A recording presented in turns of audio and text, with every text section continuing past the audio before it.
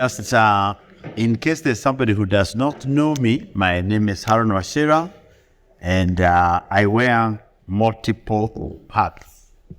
Yeah, some people call me Mr. Protocol or Mr. Methodology. And I have done that job since I was a very young boy, always following methodology to do things.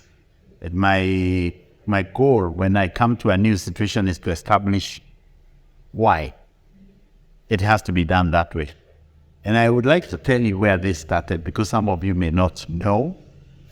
When I was a student in university, very early in my 20s, early 20s, I had a lecturer who totally revolutionized my thinking in two ways. The first way that he revolutionized my mind is that he gave us beans. He gave me a papaya jam, and then he also gave us the word of God. The beans, he said, these are pure seeds. They have been grown, they have been selected, and they have been optimized to produce the maximum. So he said, go plant them or give them to your mom, but compare with the traditional way of doing it. And I went home, I gave the beans to my mom. My mom planted in one plot, and then on another plot we had the regular beans, and the production was, for those beans that I got from Dr. Michael Schluter, it was called Dr. Michael Schluter, we produced 10 times as much.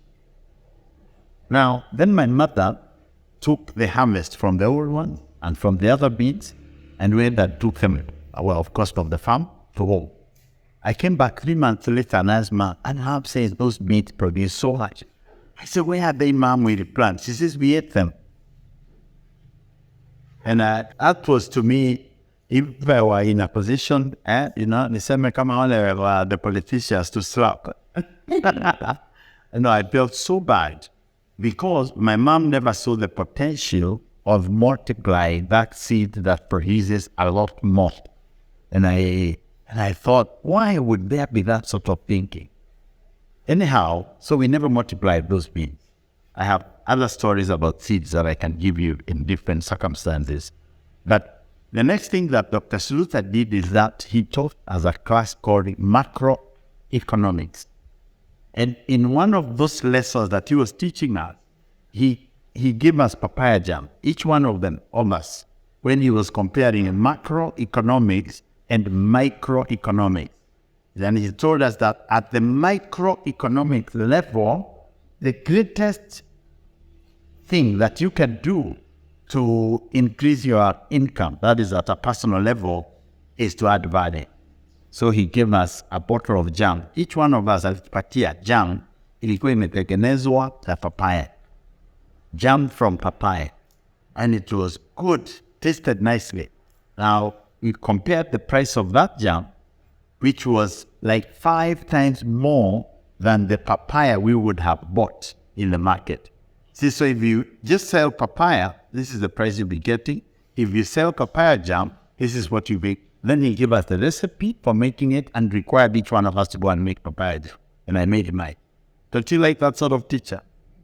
Now, the last thing I'd like to tell you about Dr. Schluter is that the textbook that he was using for us was the book of Deuteronomy. That's for teaching macroeconomics and microeconomics. And it was just absolutely revolutionary for me to see in the Word of God the principles for managing a nation's economy and the principles for managing a microeconomy like that of mine. Don't you think that's amazing? When you are next on the pulpit, you can teach macro and microeconomics from the pulpit, and I began doing it. I actually eventually, many years later, if you look at Zondervan's catalog, you can see I wrote a commentary on the book of Leviticus using those principles that Dr. Schluter taught me. It's published. It's called Justice Bible. I contributed 1 chapter of that commentary. Anyhow, the macroeconomics Schluter taught, for example, just to give an example, I don't want to dwell on this too much, was why there is inflation. Why is there inflation? If we had a session and I would have asked you, we would have had a very interesting discussion here. But inflation is short happens when nations print money that doesn't exist. So you have got money worth about 100 shillings, the price of this bottle, but then the government goes and prints 200 shillings notes and releases them into the markets to buy only this bottle. So what will happen to this? Maggie is the only one in the room. There's 200 shillings available here. Janet will try to buy it for 100, and then somebody else will open more because there's more money circulating. You understand? So when you increase the supply of money and the goods are not increasing, that means you're not working harder to produce goods or smarter to produce goods. What happens is that your currency goes down. That is what is called inflation. And the things become expensive. Now he says in the biblical model that God gave to the children of Israel, you would never have had that. You would never have had that. Why? Because the shekel of the sanctuary that he provided was actually an actual amount of gold or silver that stayed in the temple. Now, if you went and sold a cow to somebody and you said this is 5 shekels, and you don't trust that person's shekel, you went to the house of God to weigh your currency against the currency that God had issued. Follow me? If it balances, your shekels are good. If it doesn't balance, it means that whose shekel should be trusted? The shekel of the sanctuary was the standard. And as long as that money remained fixed, inflation could not happen. That's an interesting conversation you can pursue on your own. And then he taught us about how the countries got into an economic recess and the reset of their currencies. Like some of you may be aware of what happened in the US in 2008 when the prices of houses went up and up and up, and then finally it collapsed and the prices came down to near zero because of something they were calling subprime mortgages. That is, mortgages, you buy a house this year for 10 million cedis, and you use that house as security to borrow 10 million more. But next year, you have a clever somebody who values that house for 20 million. So now you can borrow, and if it's the same house, you can borrow 20 million. And then the following year, before you have finished paying off that loan, you have that house valued at 25 million. You understand? Subprime mortgages. Now, in Kenya, a reset like that happened recently. I went to Nairobi this last 2 weeks ago, and I was shocked to find that many of those houses where you used to pay some kind of what were they calling it? Money that gives you access to it because there's so much competition. They are now empty. Most of the spaces in Nairobi, the prices have come down, the rents have gone down. A house I sold in Nairobi, I sold about 60 years ago. I sold a house in Nairobi. If I was selling that house now, I would sell it for about 30% less than what I did. So I sold just at the right time. God was gracious at that time. Now, in Israel, that would never have happened. Why? Because all debt had a limit. Do you know what was the limit? How many years could the debt last? If you have read the Old Testament, 7 years. On the 7th year, you write it off every day. And you are required to make sure that you loaned somebody who needed to borrow on the 6th year without worrying whether the person will be able to pay or not, because if he does not pay, God will pay you back. Because I will make sure that you trust God. Then on the 49th year, 7 times 7, on the Jubilee year, all property that may have been taken as collateral or as a payment for something was returned back to the original family. So you could not get abject poverty in Israel if they had followed it. You could not accumulate debt perpetually. Today, if you borrow from a bank, they charge interest on top of interest on top of interest. One time, I had a credit card that where they made an error 1 month, and I lodged a dispute that this is not a money that I should have been paying because it was not mine. They say, okay, fine, no problem. Pay what is you believe is the correct figure, leave the disputed amount separate, and then we start a process of trying to check it out. That disputed amount was something like 30,000 shillings that I was disputing. Do you understand? It began to grow. interest on top of interest, it grew to 100 million shillings over a 10-year period of time when we were doing this dispute. So finally, I realized this thing was going to become major. They reported me. At that time, there was no CRB. So they began to send me threats, all of that, etc. And realized this thing will ever kill me. It can take out my assets. So I threatened to go to court. So when I threatened to go to court, now they agreed to sit down. We negotiated. And I decided to settle whatever legal that we had agreed, more than the 30,000. And I paid. And hiyo mambo ikaisha. But can you imagine 30,000 shillings growing to 100 million shillings? Because they are counting interest on top of interest. I think some of you who know me know that I teach the reverse. I teach you to invest on top of investment. Compounded gain instead of compounded loss. It's a principle from the Bible. Why am I telling you these stories from that? It's because you know the principles I teach, the methodologies I teach are derived from the scriptures. I only teach biblical models. And God has provided a methodology for everything. A seed, weke kwa store. Year 1, there's no water, will it germinate? No. Year 2, will it germinate? Year 3, 10 year, no germination. You take that same seed, you put it in a place that is moist. In 3 days, it shoots up, isn't it? Because that's the only methodology that God has provided for growing a seed. There is a methodology for raising that seed to produce 100 seeds.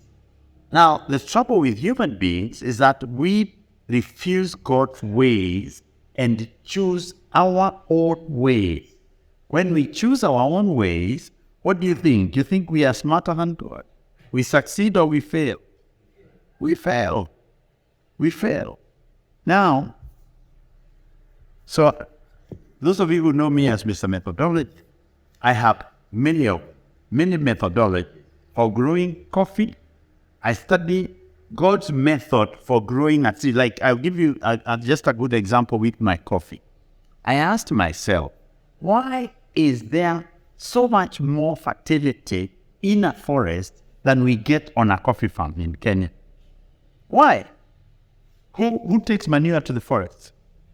Nani anapeleka? Who puts fertilizer? Have you ever seen somebody applying copper on the forest tree? How come that they remain healthy and they don't get sick? I said, God must have a method of growing a tree. So I studied that method. The leaves are let to fall. They create mulch. So I created mulch for my coffee. They decompose and the manure stays on the forest. Nobody takes it away. So I put my manure and I do not remove it, it just stays there. If you fetch my farm, if you come to my coffee farm and you fetch the soil and you put it in a bag and you grow a tomato there, you don't need to add anything to it. Because that soil is just like supportive soil, borrowing from the Lord's way. Unaelewa? I stopped applying fertilizer because fertilizer creates acidity to the level where you have to put let it strong and then you fix, which is also what happens with the body. We can talk about how you should wean yourself out of antibiotics by eating a healthy food to be able to become fortified, And you guys here are so lucky. You're so fortunate that God has given you the moringa plant. If you eat moringa, a spoonful, every day in your food, but within the past 3 months, you develop such immunity in your body, you may never catch a cold in your life. Then you can try that God's way. But anyway, back to coffee. We followed God's ways. We began to prune very, very carefully so that we can be able to see light and we can have airflow. And today, my own coffee production averages at about 20 kilograms per tree. Do you know what is the national average for Kenya for coffee production? It's 1.5 kilos. One branch from my coffee has got more coffee cherries, than a whole span in a farm where they put fertilizer, where it's crowded, they allow multiple branches. We allow only one. Where they don't have good air circulation because they are following their own way and are following God's way. I didn't mean. So my homily to you this morning is to ask you to consider following God's way without shortcuts. So go on, and I'll read for you as I wind down on this a passage from Psalm 23, which I'm pretty sure that most of you can read in your mind without having to refer anywhere.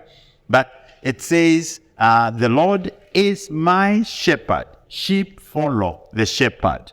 It's not the other way around. Him I shall not want. He, not me, not I make. He makes me to lie down in green pastures. He takes you where you will be able to find what you need to eat.